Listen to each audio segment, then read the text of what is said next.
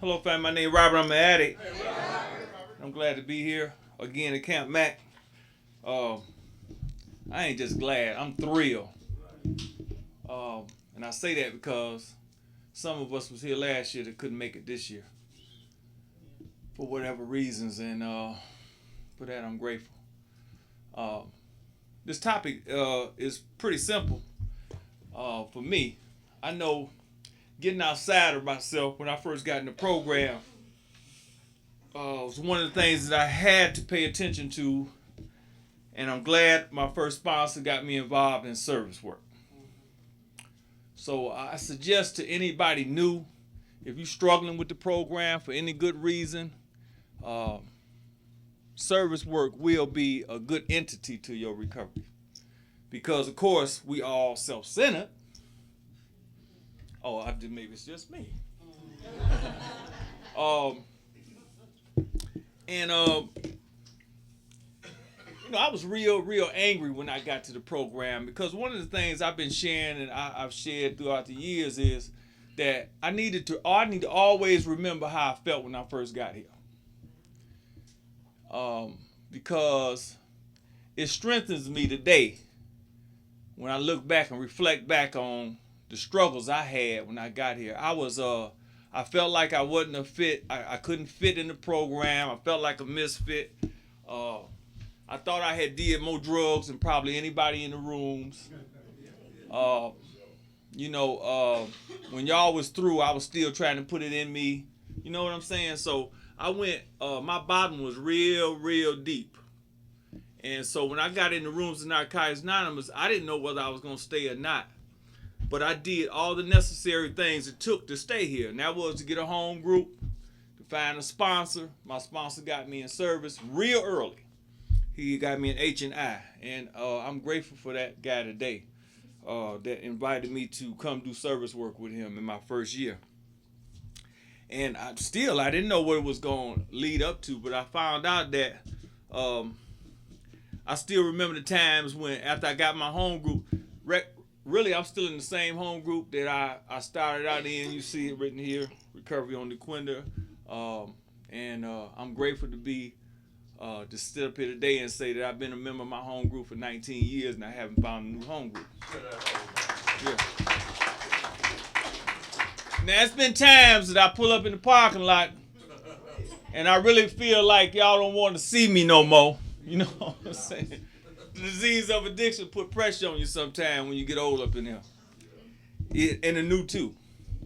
And but this is the part that we have to do is learn about your disease, find out what you're a carrier of, and be able to combat your disease. Fight back, Don't give in, fight back. Because it'll tell you things. I always talk about these little people in my head. You know what I'm saying? They stay busy. They like to talk a lot, and they want me to listen. You know what I'm saying? And follow directions. You know what I'm saying? So a lot of times I have to turn them off and keep it moving. I say service work works because I had to find out what it was going to take for Robert to stay here. And when I found my home group, Recovery on the Quinda, it was close. It was simple. I could walk there because at first I wasn't sure if I was going to ever be driving a car. I didn't know. Y'all the one told me I could get a car later. But at the time they're coming out of treatment, it was like that was rather foreign because I had no driver's license. I hadn't drove a car in a while, a long time. And so walking was pretty good for me, going somewhere positive. So I made that my home group and I got involved in service. They say you're going to grab a coffee pot, do some service work. And the feeling of getting outside of our self-centeredness is what this is really all about. This topic is really all about. And I done that, And today I'm the oldest member at my home group. And they still come to me. And I point them to my sponsor. I say, ask him. Some days I don't even go to my home group on Sunday because I know my sponsor And if you come to Recovery on the Quinta in the East area on Sunday at 8 o'clock in the Detroit area, we're going to give you a hug. At the door, you'll see that guy right there with that red shirt on. Most of the time, he in his seat.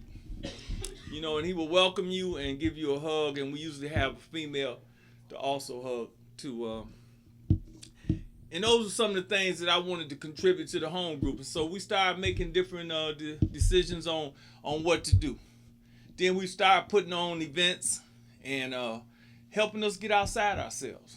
And one of the things we do on Recovery on the Quinta is when we invite people to become a member of that home group, we put them into service work right away. You know, I got involved in service work right away at my home group. And it helped Robert to build a foundation. And I remember when I was young in the program, it would be snowing, it'd be cold. I would be there 30 minutes early, standing on the steps, because I didn't know where else to go. And I was there. And that was helping me get outside of myself. And I encourage you, if you knew, don't wait till somebody asks you to do service work. Move somebody out the way. You know what I'm saying? Just move them out the way. If you really want to try to stay in these rooms, you got to get outside of yourself. Because you won't stay here if you just into you. It ain't going to work.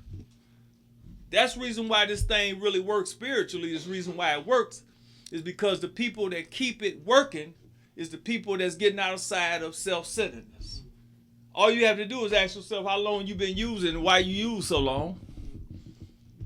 You know, we use because couldn't nobody stop us from using.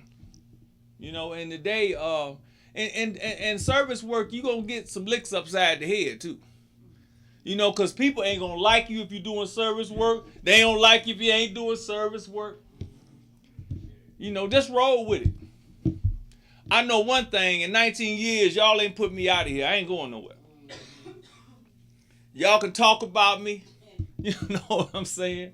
You know, but I'm having a blast in Narcotics Anonymous, man. Part of service work for me is getting outside of being a parent. You know, parenting ain't easy.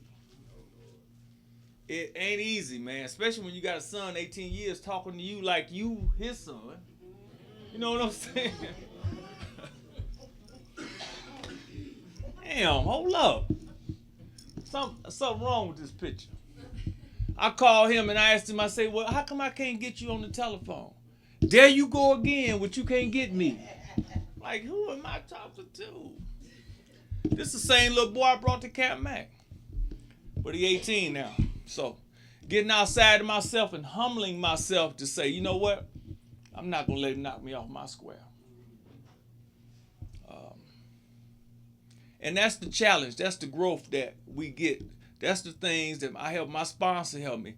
And I like to say, if you don't have a sponsor, I don't know what you're waiting on. Because you need somebody to help you guide you in this process. And I believe this. I believe selflessness is staying close to the people in the fellowship. Now, that might not sound like that mean a lot, but we have to stay close to one another. Read your literature. It says stay close to the fellowship. Now, maybe you don't understand what close mean. Close mean close. Because the disease of addiction will pull you away because we want you to isolate. Some of us in this room right now might be feeling like they're isolating. So the disease is real cunning. You know what I'm saying? And I know that. And in any opportunity that it will get to have you separate yourself, and then you can separate yourself so much that you'll find yourself not being connected. So in my time that I've been here, and my continuous time, I have to stay connected because I had found myself separating myself from my step study group, from my sponsor, because I was just like, you know, it was something came over me last month and a half or so ago, and I had to get connected, man. I said, I don't know what it is, it's something pulling me away.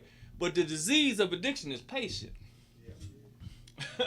It's very patient. It don't have no respect for clean time. So again, I have to fight back. I found out something about this disease. In the last month, I found out that this is the way the disease was trying to get to me. Was trying to pull me away from y'all. It said you got enough recovery. You don't need them as much as you've been needing them. And I was about to buy into it. I had started skipping my home group. Not just say skip. I just chose not to go. You know what I'm saying? But I had to go and take an assessment of myself and take my own inventory and say, Robert, take a look at everything that's going on. And God revealed to me, he said, Robert, you into a state of isolation. Yeah. This disease will do that. And man, when I really discovered that's what it was, Connie, I got busy. You know what I'm saying? I started pulling up, literature, reading again, and getting back in the square of my foundation. Reason why I love my home group, because it keeps me involved in knowing that this disease is still out to kill me. And I go to my home group because it's like something is telling me that you've been going to that group long enough. You've been seeing the same faces long enough. It's all that long enough stuff coming up. You know what I mean? It's like, man, come on, when do y'all give me a break? I stick hearing the same tape, man, in my head. And so it want to boggle me down. And then God will place a newcomer at our home group, right? And he say, Robert, here's your work, nurture. And that's what I've been doing for the last 19 years at my home group. I nurture people. I help nurture people. I help do what I can to keep people to stay. And a lot of times that might sound like, oh, that's some boring stuff. But that's my job in Narcotics Anonymous.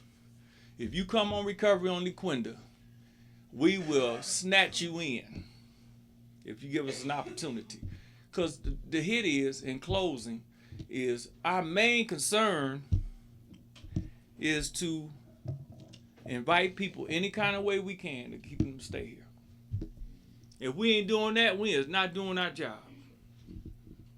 I mean, we have fun and we travel, we do whatever we do. You can buy cars, boats, helicopters, we don't care what you buy. But when it's all said and done, our primary purpose is only care domestic addict who still suffer, because that's all we had to give.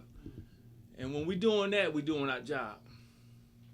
It would have been shameful, man, for me to come to a home group and find out that I wasn't happy or wasn't satisfied to be there. They made me very satisfied.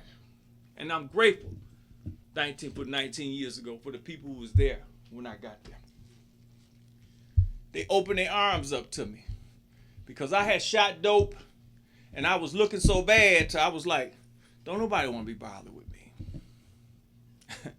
I didn't feel y'all wanting to be bothered with me. But y'all made me feel welcome. And that's what our job is to do, is to make people feel welcome. After you do that, then you cool. For 2 hours, 2, 4, 6, 8 hours out of a month. That's what I do. I come to Recovery on Laquinda. That's not asking a whole lot. And that's what keeps me buoyant. That's what keeps me coming back. That's what keeps Robert W. wanting to keep coming back, man. Because I enjoy watching a seed be planted in here. And watch us nurture and keep the weeds out from around you. You know what I'm saying? So we can watch you grow up in here. I got a sponsor. He out there fishing his ass off right now. Right? I mean, he was almost about to jump in the lake earlier. Double one. I could tell he was enjoying that. You know what I'm saying? And that gave me a whole lot of joy to see him be so excited, man. He got about 19 months now. He got 19 months in the program. And I'm talking about Robert W. getting an opportunity to see somebody, man, that come ask me to sponsor them, And I'm talking about this man spent 20-something years in the penitentiary. And now he like one of them butterflies in the fellowship. You see him out there. His name Norman. He got key tags hanging off his chain, man. He got 19 months and he proud as hell. You know what I'm talking about? And that just does, every time I see him, man, you know, that just, you know, because I see how serious he is about staying clean. And he was up there, we spilled the bucket of the cooler a while ago with ice and water. And he was up in the bathroom, man. He was cleaning up, man. And I was like, Norman, let me do something. He was trying to get to that lake. I know they were trying to get to that lake. He was trying to get to that lake, man. But, you know, I think I've talked enough. I just want to continue to ask God to keep me healthy. It's only through y'all grace and through God's grace and mercy that I'm even able to be here, be breathing. And if you ain't gave God some credit today, man, just give him a little credit, man. Because it's only through his grace and mercy. Some people, man, is hurting right now. Some people is hungry right now. Some people out of jobs right now. You know what I'm saying? I'm talking about for real, man. It's just like we just look cleaned up around here, man. It's really tight out there. It's really tight out there. You know what I'm saying? And it's affecting. It's like a ripple effect that's taking place, man. So with all that, knowing all that, I cannot avoid all that. I can know it's beautiful, it's wonderful up here and all that, man. But I know that our job up here is to grow with love this weekend. Hug people. You see somebody, just reach out and hug them. You ain't got to wait till they hug you. Hug them. Because due to the nature of this disease, we might not see each other no more. And I believe that. I think that's the whole reason why Robert W. keep coming back and bringing somebody that had this experience is because it's something that it's something that you can keep to the next year. The love, the touch, the hugs, the laughter, the tears, the cry. You know what I'm saying? The ooh-wees, the ooh. Damn, man, ooh. You know what I'm talking about? All that, man. I need all that. I need that.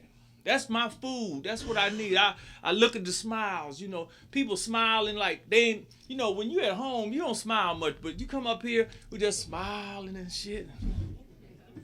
Hi. You know what I'm talking about? Hi. That shit is good. You know, it's good. It's really good stuff. You know, it's good stuff to get a good laugh, man. It's nurturing, you know, so I'm a real frightened and insecure person, man. And it's been like that. And it probably won't ever go away. So when you see me standing up here, don't think I'm all that. It's a lot of insecurities in my life. I just do it one day at a time. And the gift is I don't use no dope. No matter what come down the pipe, I learned that I got enough to stand on. I got a sponsor. I got sponsees today. Those are the people that I stay connected to. Because it's a two-way street.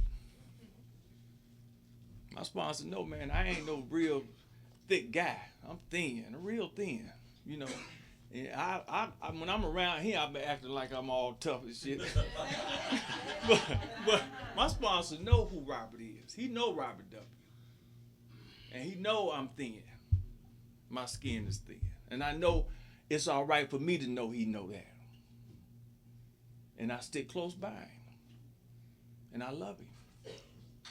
More than I can ever say I love him. I love it, man.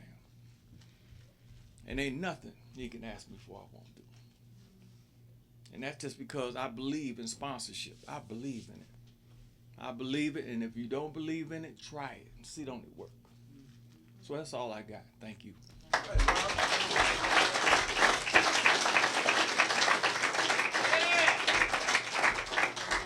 Thank you. Our next speaker is going to be Connie. Yay.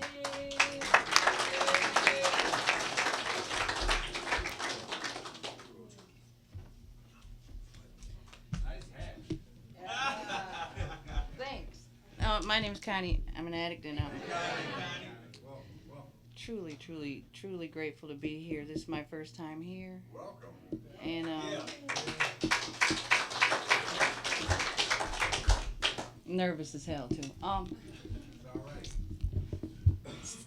Selflessness. Of course, you know, this I thought this was just not a good topic for me to talk about because I'm spoiled. And, spoiled people are very selfish, And I'm like, well, what do I know about selflessness? And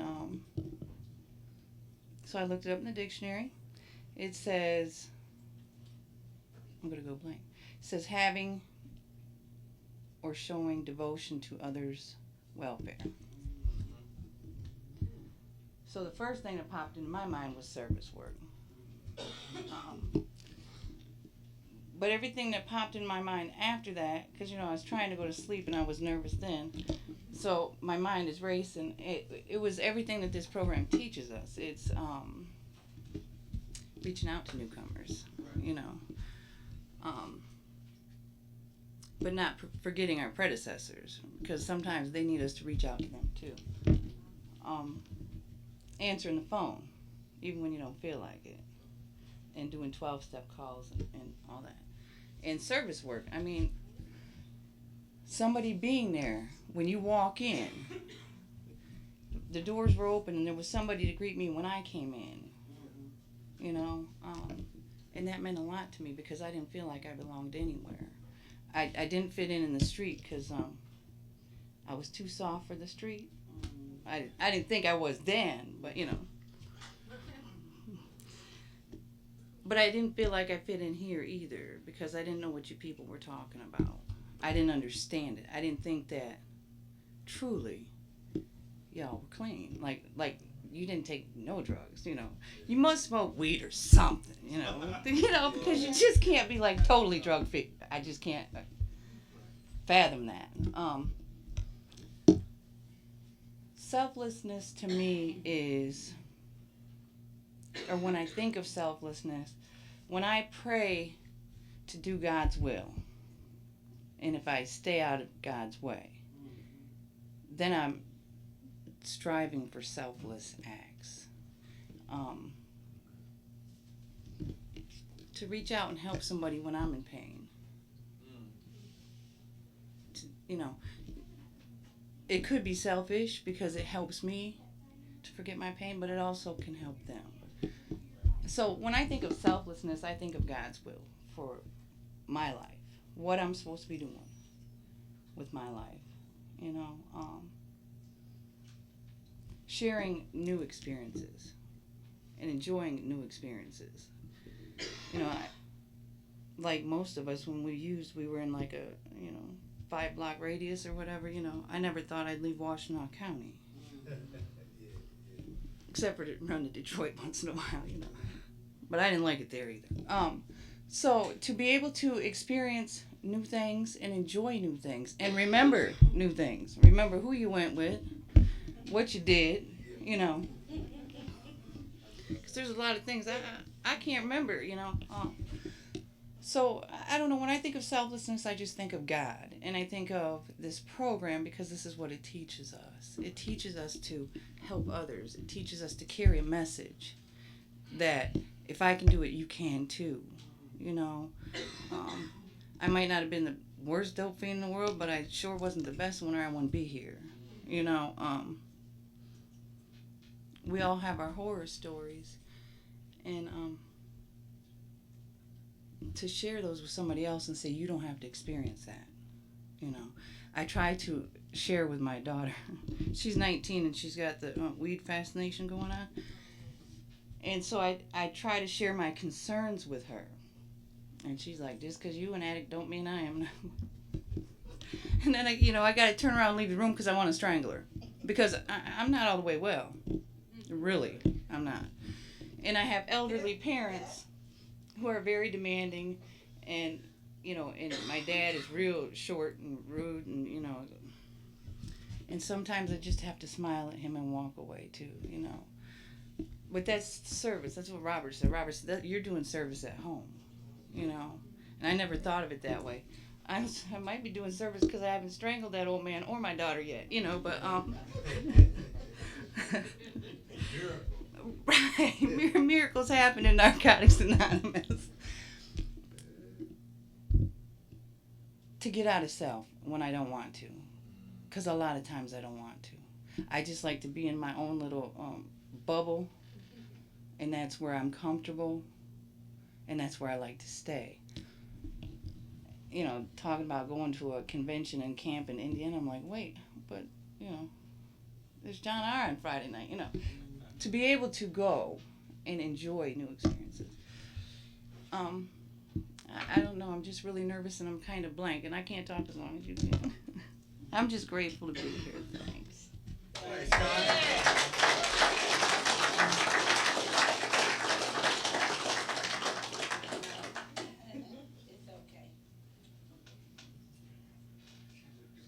I'm an addict named Jim. Our chair has stepped out of the room for a minute, but if anybody else would like to get up and talk on the subject, have at it.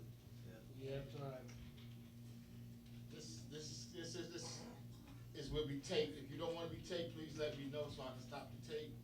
With that, the floor is open. Come on, sponsor. No sponsor.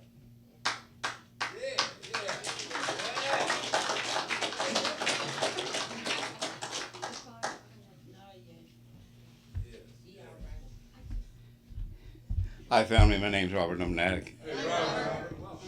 Okay. I hadn't decided.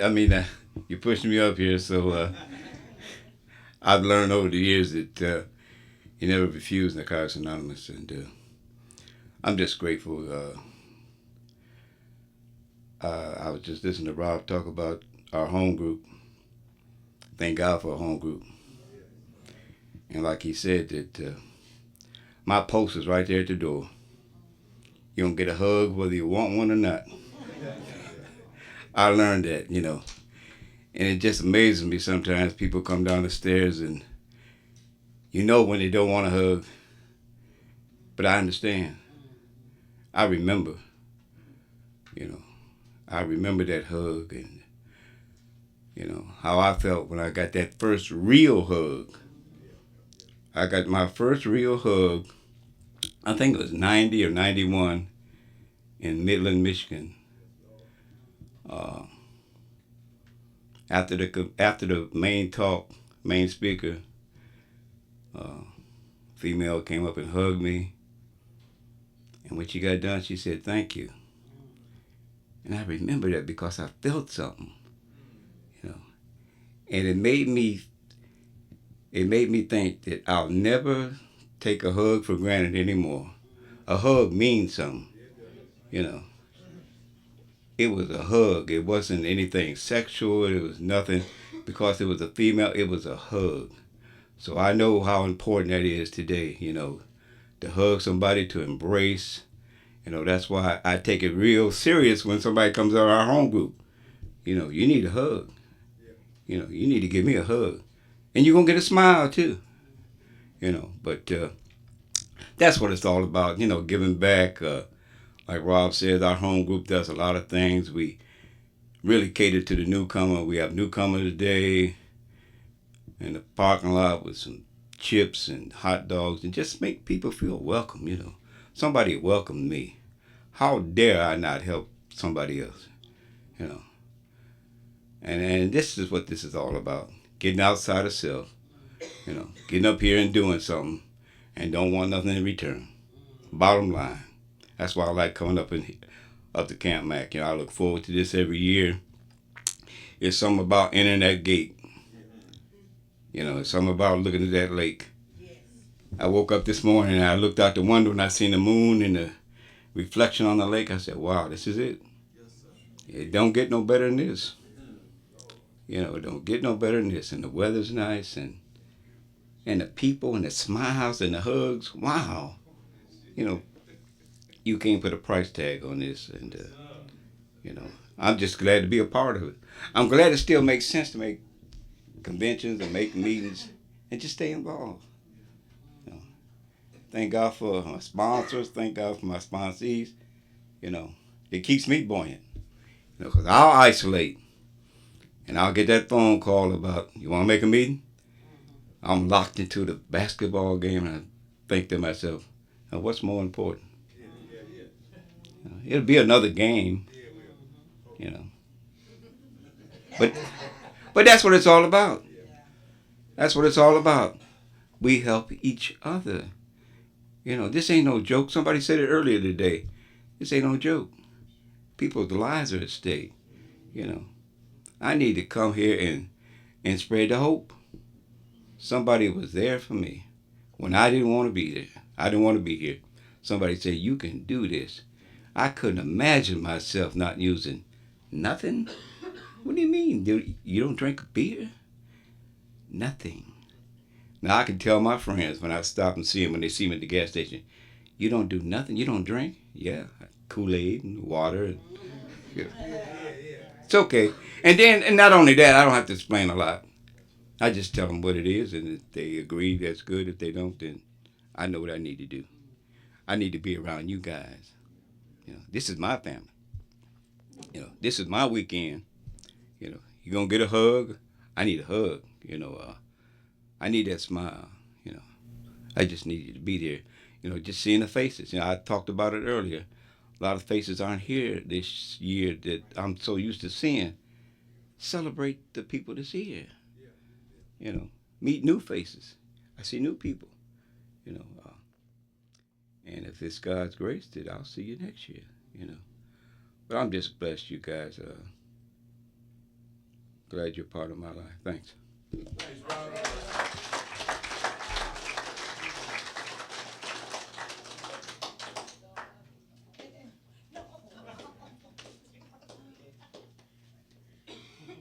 I'm Roxanne and I'm an addict. Thank you. I guess my husband thought it was time for me to speak. So, no, something that he just said made me think about when he said, "You mean you don't drink nothing? You don't take nothing?" I had a doctor appointment shortly before I came here, just a couple days before, and new doctor.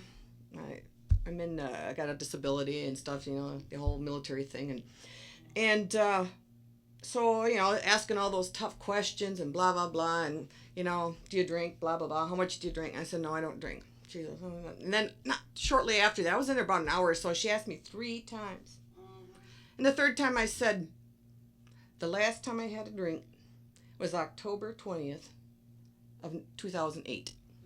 And she looked at me. Thank you. And she says, how do you know that was the last time you had a drink? I said it was the day my twins turned 21. And that was out of relapse. I came to the fellowship when my twins were 18 because they were court ordered. And I thought the only way I was going to get them there was to take them. You know, because I was still in denial and I was still enabling. Because I could take care of this problem they had with drugs and alcohol if I could just get them there and get them out of the, you know, jail and get the felonies wiped off. You know, all that kind of stupid stuff we think and that little man talking in our head. After the first meeting and we were leaving and one of my sons said to me, okay, Mom, so when are you going to admit you're an addict?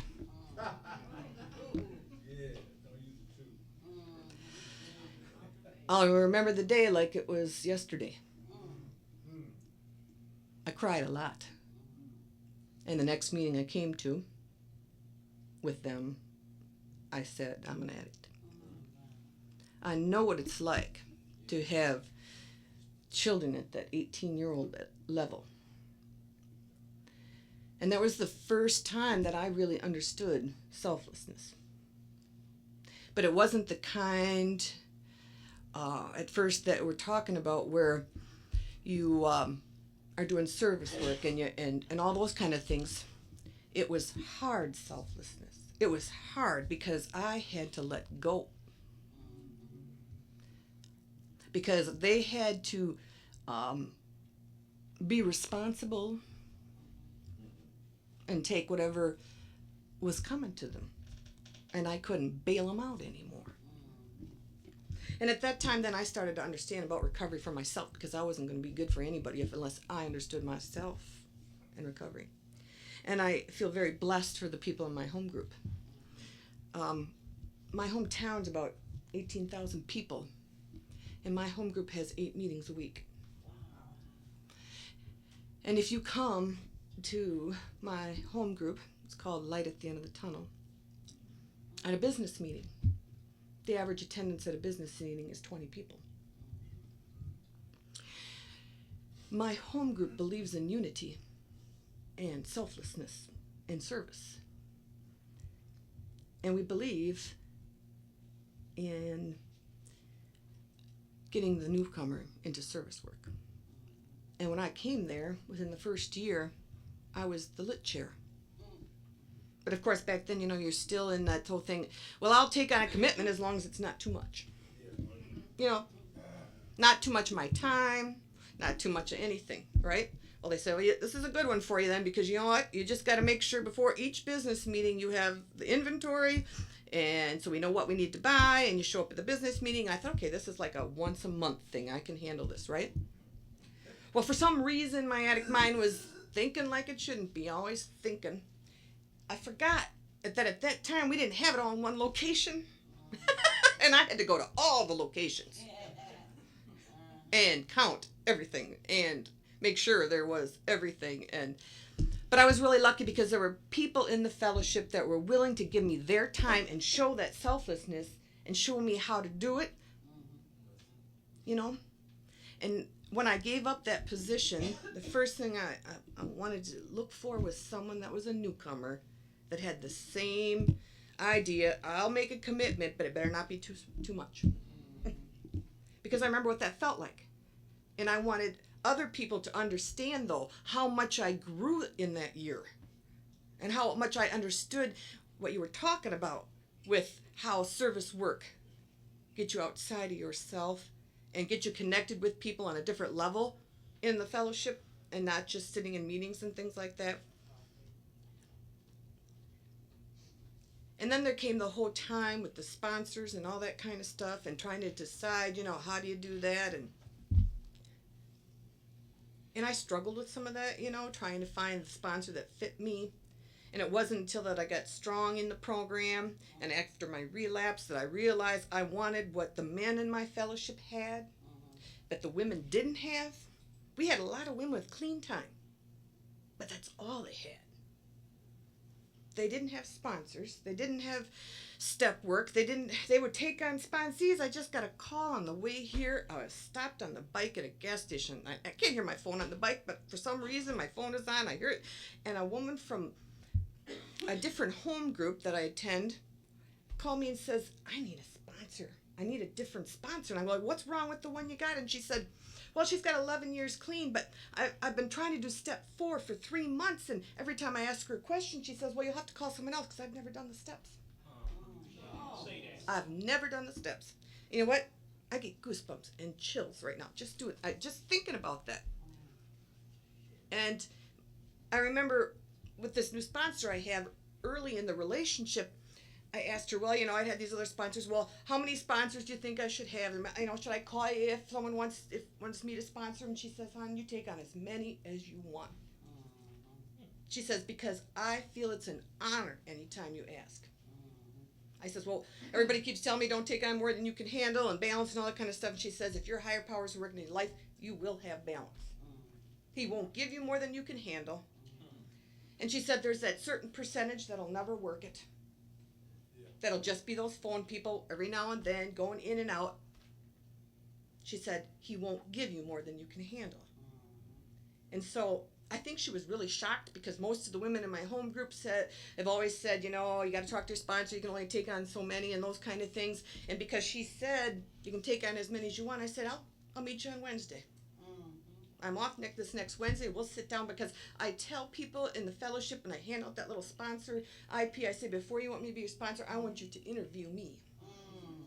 Because I had 2 sponsors and a half, 2.5, because I caught my spouse who did a little time for me when I was searching for the one I have now, which we know is just, it was okay for the short time we did it. But I learned that because I didn't interview my sponsor, I didn't know what I wanted or needed, or what she expected of me, or what I expected of her. So today I tell sponsees, I said, if you want me to sit down with you or someone that's new to the fellowship, and I'll say, I'm not telling you to be my sponsor or me to be your sponsor and my sponsee, but you need to sit down and make a list of questions you want to ask her. And then you tell her, that when you meet together, that you want her to make a list of questions. When I got to the sponsor, my husband came with me because I have to drive 2.5 hours to see my sponsor. And when we got there the first time and I had this interview with her, first thing she said to me, I'm saying, well, I've done steps 1, 2, and 3 4 times, so I don't think I need to do them again. She says, okay. What are the spiritual principles of the first step, and tell me how you use them in your life today? My husband got up and said, okay, I think we've got this problem under control. I'll go outside and you guys have a good time. Because he worked the program, he could answer the question, and he knew exactly where she was coming from. And me, after working steps 1, 2, and 3 times, went, I couldn't answer it. No matter, I had read that thing, I'd sat with people, I had done all stuff, but I didn't know it. So today, my self-centeredness and all those other things are being honest and open with my character defects. That's how I'm selfish. And building that foundation, step 1, 2, and 3. You can't build it strong enough, big enough, hard enough to that higher point of freedom that we get from our bigger, stronger, that pyramid effect, when you get that strong, then all the steps build on that, and that's where your higher point of freedom comes from. And so that's what NE is for me today, and how I work on my self-centeredness and selflessness. So thanks. That's all I got.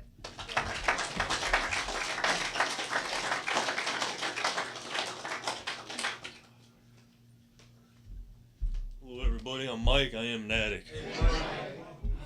How I know I'm an addict, man, because I hear and see myself and everybody up here, everybody here. Well, with me on selflessness, what I like to start off as, with me and my experience, strength, and hope through learning this area. When I was out there, I was very selfish. I'd done a lot of things that, everything that I did was self-centered and it was selfish. In relationships, I didn't know that there is another part. I always thought about me. I didn't know there was another person, and plainly, I didn't really care. I always wondered why my relationships were unmanageable. My disease kept me into my own thinking in a closed box. Relationships there with my parents, with girlfriends, with friends, I isolate a lot. I stayed within myself. I feel that without me being so selfish in my disease, I have to take it and spin it off, and I have to learn from my mistakes, and my wrongdoings and all the pain and all the hurt that my disease caused me. And that's what these 12 steps help me do. It helps me look at the negative of what I was and how the problem of what it was, and it gives me a solution. The solution is usually the opposite. So the opposite of selfishness is selflessness. My disease, one of the biggest things that I've done that was so selfish, and I realize it today, was, my disease wanted to kill me. It did pretty well. I tried, my disease got me down to my knees where I was so hopeless and I wanted to kill myself, and I attempted. And, that's pretty sad, to feel that way. And I just have to get honest with it, because I couldn't feel the pain that everybody in my family felt. How selfish that would have been to go there and to kill myself and thinking it's all about me, man. My life, me, my feelings. Poor me, So the opposite of that is realizing it today that it's just not about me, It's a lot of other people that I affect, if the disease would have got it and took what it wanted, my life, because it wouldn't stop. It ain't gonna stop until it has me. I realize, accept this. So I have to do everything I can, and the opposite of selfless is be selfless. And I have to do things. A lot of it has to do with humility to me. It reminds me of that. Stepping myself out and not making myself better than anybody else. I'm just the same as you are to me. You know what I'm saying? And I have to realize I have to stay humble, and a lot of that keeps me humble, and I practice that that spiritual principle of humility is to reach out. And you know what the saddest fact of it is, if you really think about it, last night, I'll give you 2 examples. Like last night, man, I couldn't sleep. I was down here by the campgrounds, people tents, and they're having a great time. I couldn't sleep, so I got up. It's like 1 o'clock. I go over by the campfire, and there's another addict there. I'm talking to him, and we're just, I was isolating all day, man. My disease got me, feeling lonely and sad, and I started obsessing and compulsing on that. And I know it was wrong, but you know what? Today I can react a little different today. You know, I can say, you know what? I got to do something different. So I went over to this guy. He was all by himself by the fire. I sat down, started talking to him, you know, and we had a really good conversation. Another guy came down, another addict. You know, he said he got a winning ticket here of some kind. And I was like, wow, man, cool. Because I barely had enough money to get here myself. So, you know, we ended up talking a little bit. And what I'm trying to get at there is I got out of myself for that hour I was there, man. And the thing is, by getting out of myself and speaking just in my experience, strength, and hope, you know, because that's all I can share on, man. You know, my opinion, you know, everyone's got one. That ain't going to help nobody. You know, who knows if, you know, I could kill somebody with my opinion. So all I do, you know, all I have to tell myself is, you know what, I'm just going to talk about what I know, my pain, my hurt, and my experiences and what I'm learning through the 12 steps and what I is taught to me by people like you know, people through that's been there, that's got more time than me. And you know what, I just sat there and I shared on it's kind of funny how those first 3 steps, you know, the first, the second, and third really is the foundation, and I can really throw that out there in my life, and it helps me. Anyway, I had a really good time. And the thing is, and it kind of leads into selflessness, is me by speaking and sharing and talking and getting out of myself and getting to know another addict and listening to his problems and getting out of there, you know, it helps me. It really helps me a lot to get outside of myself and to know that I help somebody else. And in return, it is kind of selfish because I'm helping myself. But I'm not doing that for that motive. I'm doing it to help somebody else. And in return, God's blessing me by making me feel good in the process. So, you know, also I just like to share on one more part. I did some H&I the other last week, and that was really, really inspiring to me. I ended up, somebody called me up that night, asked me to come and do some service work, and I said, you know what, okay. But the first thing that came to my mind is fear. Am I going to say the right thing, you know? Am I going to be okay, you know? Because I got issues too, man. You know, I'm not confident, you know. I'm a humble guy, you know. I try not to think of myself as better than anybody else and walk around what I'm not, you know. That's what the program's teaching me, is to be who I am and to be some self-acceptance and love myself for what I am, who I am, to quit living a lie, you know. And that lie for me was the disease making me do things that wasn't me. So anyway, I went and did this H&I, and you know, I went to this institution that I came from, and I was sitting in the chair where I was really, I was sitting at when I was hopeless, and I was right there asking for help, man, asking for somebody to help me because I was hopeless in my life, and it was a life or death thing for me, and I have to be very grateful and keep that in the back of my head all the time. Is this ain't no game, man. This stuff right here for me is life or death, because what got me here, it was either death or it was a chance of hope to live a better quality of life. And you know, I don't take it for granted. But you know what? I'm not perfect. I'm not perfect, so you know my disease gets at me, and you know, but all I can do is go back to where I found my first hope. And anyway, this place is my first hope. This institution that gave me the 12 steps fellowship. They came in. You know, they came in. NA came in and they spoke to me, and I remember this still. And I got to give back, and I got to share, and it really felt really good to get out of myself and to know maybe I just helped one person. And you know what? And with that, you know, there's nothing better out there than to help somebody else out, because it makes me know that there's a greater purpose in this world than just me. You know, who am I? You know, I'm important too, but you know what? Everybody else is too. And my higher power loves me, so my higher power wants me to love everybody else. So that's all I got to say. Thank you.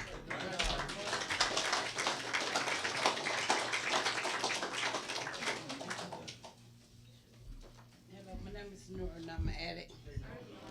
And I'm kind of like fairly new in the program, and I want to tell the young members, just like the older members, that is true in that book what it said, that we don't never have to use again, because I, you know, done went through a lot of stuff this month, and I didn't pick up, you know. I had a death in the family. My auntie had a heart attack, and my mother got diagnosed with cancer. I was in the same month, and I did not use. You know, I just want to say it is hope in this program. to the older members, I really appreciate y'all, Because it took an older member to tell me to set my tail down. That hard love y'all had, if I came in 19, I believe I would have went out. But I'm glad I came when I did. Because an old timer with some years told me, sit your down. And I was like, what? And I was grateful. I love you. I love what you said. Service work, do. I came in the fellowship doing service work. First, I started service work in the treatment center. When the folks told me to get up at 7 o'clock, make the bed up, be in group, I was right there. If it didn't, I had some consequences. I said, what is that? No vis, no on the phone, none of that. I said, wow, I better do what these people tell me to do. So I started my service in the treatment center. I really did. I started helping them, open the meeting, pass out literature, run copies off for the group and stuff. I really did. Got up, made a bed. I didn't know how to make up no bed, girl. What? They said 7 o'clock I had a bed made. I said, what kind of stuff is this? I didn't come here for that. I come to get clean. They said, you got to get responsible. So when they told me to do that, I did it, made my bed up. Didn't know how to make it up. Clothes, I had to learn how to do stuff all over again at the age of 47. I came here in 07 and ain't looked back. And from each year, I'm telling the newcomers, I'm telling y'all, since 07, every year I done had a death in my family. And I haven't went to the dope house. I had all kinds of feelings now. And this place here, I want to say, this place is awesome. My first time here, I'm telling you, I went to that tree out there. I cried. That tree it was just so spiritual. If anybody went to the tree, I was trying to get information about the tree yesterday, but they wouldn't give it to me. They said, you got to go to experience this. And when I went, it just took something. I'm telling you, it's beautiful here. I love it. See, ash and stuff went out there in the water. If I would have been at a convention, I've been trying to look cute with makeup on, all that. I'm being myself here. I love it. I'm just being honest. This place here, I was talking to his sponsor. I love old timers. I said, maybe I'm going to start saving up change in a can so I can come back each year. Because, see, I can remember I couldn't even get up 50 cents to get a buzz. I'm finna start coming to something that I love. This here NA thing, I'm just here to tell you, I don't care. I love NA. Because it don't say Lenore life. Because I was a hopeless case, baby, and I thought I had it going on. I didn't have nothing going on until I got here. Thought I was fooling people, lying. I thought that was what really happening. Tell like you said, get you somebody that gonna help you work them steps. Cause when I first worked my step, I thought I had it going on. I'm telling you, my spot, I'm gonna close it. Embarrass me in the meet. She said, go right on this. I said, okay. Went in there, got a little tablet. Gave it to her in the meeting like I done did something big. And she was sitting there just reading it. And she read. Then she said, oh, by the way, my sponsor, you can come get this bullshit you don't just wrote me. I said, what? I went up there and snatched the paper. Get my paper, you crazy lady. I got something for you. I'm going to go home and sit down and rewrite. And I'm going to bring you something back. And ever since then, she was like, okay. She embarrassed me talking this little piece of paper. What you think this is? Come and get this bullshit. That's what she told me. I said, what? Because I wouldn't be in there. I was just writing off some stuff and had a long page, about 4 or 5 pages back to back. You know them little tabs? I done filled it up, front and back, 5 pages. She said, this ain't nothing but some surface stuff. Talk about the real stuff, what's really hurting me, what's really going on. And that's when I really started writing down some real stuff.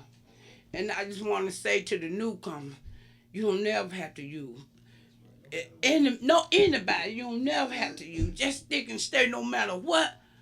Because I'm telling you, I ain't got but I'm finna come up on 3 years in 1 week. And 1 week I'm gonna have 3 years.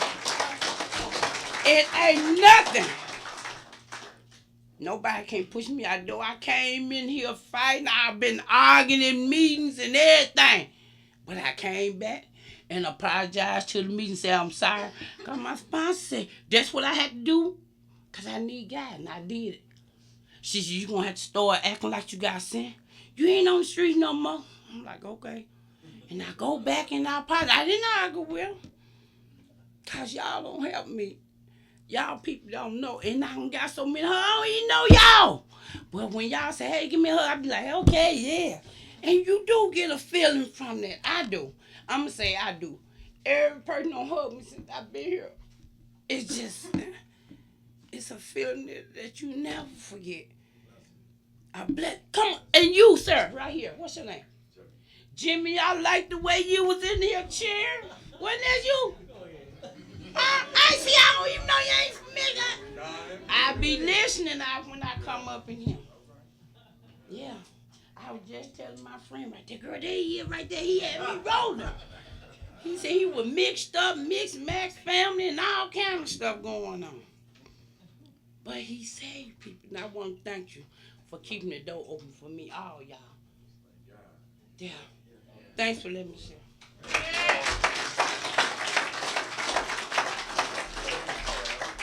My name's Ruben. I'm an addict.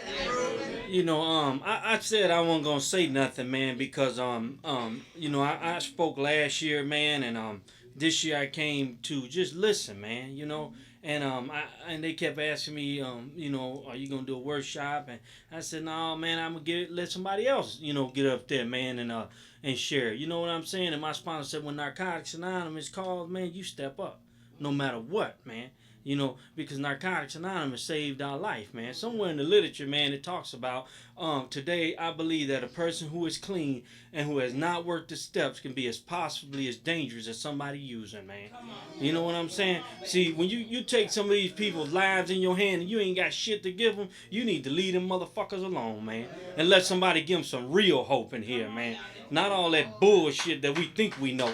You know what I'm saying? We done fucked a lot of people up with the shit we think we know. You know, telling them do this, do that, man. My sponsor just suggests to me. He don't tell me to do shit. He gives me suggestions, man.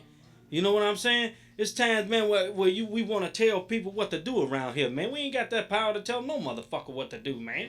Shit. Sometimes I don't want to do shit. You know what I'm saying? I don't want to work the steps, man. You know what I'm saying? Sometimes I don't even want to come to conventions, man. You know what I'm saying? I just want to stay home, man. You know? Hey, man, when I first came to this convention some years ago, somebody told me, hey, go to that convention, you'll like it. I loaded up my car with suits, alligator shoes,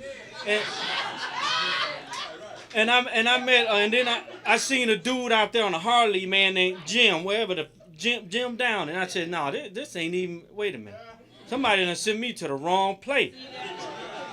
I went up to Jim. I said, listen, man, I'm looking for a convention called We Grow With Love. He said, you're here. And I called the dude back and I said, man, I can't believe you done sent me up there. and he told me, man, to just stay there for the whole weekend, see how I like. He said, if you don't like, don't go back. I've been coming back ever since, man. You know, somebody told somebody, all you're going to do is go look at a tree. It's a lot of motherfuckers they could wish they could look at that tree back there. You know, it's a lot of motherfuckers that wish they can be here, man. You know, I just lost a partner with 24 and a half years clean, man. From diabetes, from kidney failure. But he said one thing, I'm going to die clean, no matter what, man.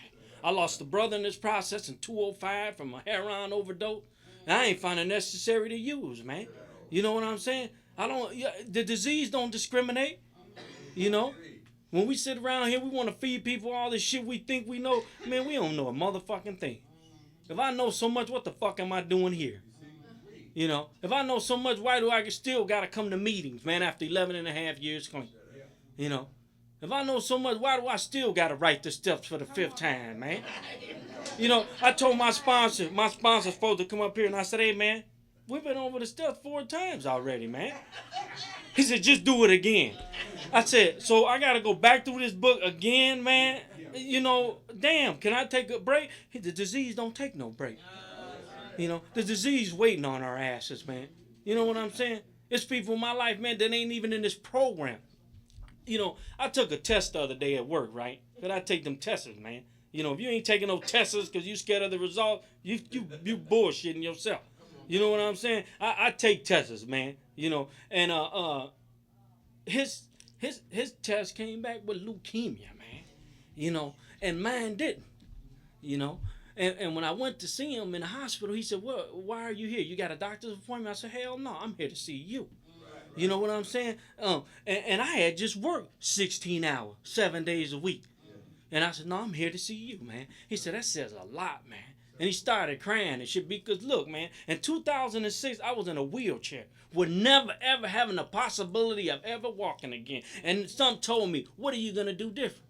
Around here bullshitting, lying and shit. And I said, "You know what, God, if you help me this time, I'll make sure I help the next person." And, man, I took one step, 2 steps, all the way to 12, man. And, I'm walking, man. So I believe in helping people in this program, man. My sponsor come in last night, 12 midnight. I was asleep, man, because, I'm 42 years old, man. I can't do what I used to do. You know what I'm saying? And he said, "I just want to thank you for telling me to come here. This is really nice, man." You know what I'm saying? Helping somebody, man. You know what I'm saying? When he said, I said, "Okay, that's cool. Turn the light off. I want to go to bed." You know what I'm saying? But if that keeps him coming back, man, if helping somebody, man, and letting them know what to do in this program, man, you know what I'm saying? Help them, man. We didn't get all this shit we got on just by sitting here. We had to come here and help them, motherfucker. Somebody help me. Somebody, hey, man, I got clean in Gary, Indiana, where I live at. And the facility I got clean would always say, "Let them share. Don't say shit to them. Just let them keep talking. And whatever comes out of his mouth, that's cool. Just don't let them get high." I had the police called on me in meetings. This was a couple months ago. I swung at a dude in a meeting because he was talking crazy, man. I stand on Narcotics Anonymous. I believe in this program, man. You know what I'm saying? And I swung at the dude. They called the police on me, man. But that's cool. I didn't do nothing out of the ordinary because you know what? I get honest about my shit. It's when you don't get honest in here. When you come here and act like ain't shit wrong in your life. Everything just fine. You a motherfucking lie. Tell the truth on that disease. Shit, there's a lot of shit wrong in our lives, man. You know what I'm saying? It's a lot of, look, man, my mother 84 years old, man. 85. And I be with her as much as possible. And she told me, man, that the only dream she ever wanted, man, for me to be clean, man. I'm clean, man. If she leave today, man, she gonna take a dream with her, man. This ain't no theory. This ain't no motherfucking make-believe story, man. This is reality here, man. They always say, if you don't think clean time mean nothing, go back out there and bring your ass back and see what it mean then. You think it don't mean shit? Go you. Hey, I ain't going no motherfucking way. You know what I'm saying? If I gotta sit back there in them spiders and that stinky ass well water to stay clean, that's exactly what I'm gonna do. I got cologne to go over that shit. I keep coming back.